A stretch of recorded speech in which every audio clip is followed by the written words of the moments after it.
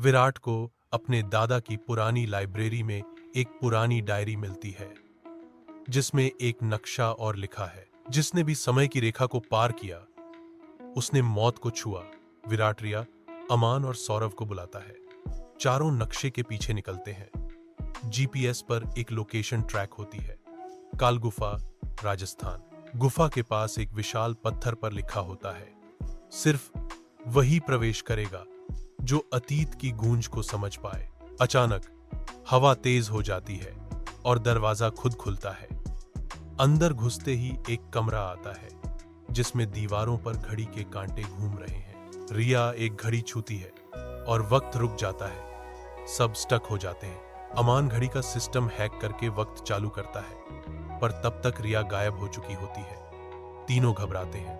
तभी एक रिकॉर्डर चालू होता है, जो समय से खेलेगा वो समय में खो जाएगा। अब उन्हें रिया को खोजते हुए खजाने तक पहुंचना है। एक और तहखाने में वे खजाने की हल्की सी झलक देखते हैं, लेकिन रास्ता बंद। एक दीवार पर लिखा होता है, बलिदान के बिना कुछ नहीं मिलता। सौरव डर कर पीछे हटने लगता है। तभी पता चलता है कि सौरव ने किसी से सौदा किया था, खजाने के बदले बाकी सबको फंसाने का। लेकिन सौरव को उसी कमरे में बंद कर दिया जाता है और उसकी चीखें गूंजने लगती हैं। विराट और अमान एक अंतिम दरवाजे तक पहुंचते हैं। दो बटन, एक खोलता है खजाना, दूसरा फिर से समय को उलझा देगा।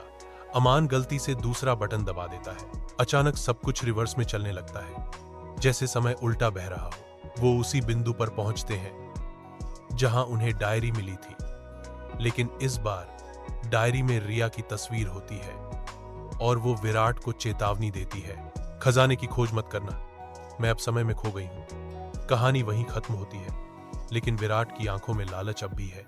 डायरी फिर से खुलती है। इस बार उसमें लिखा होता है, अब तू अगला है।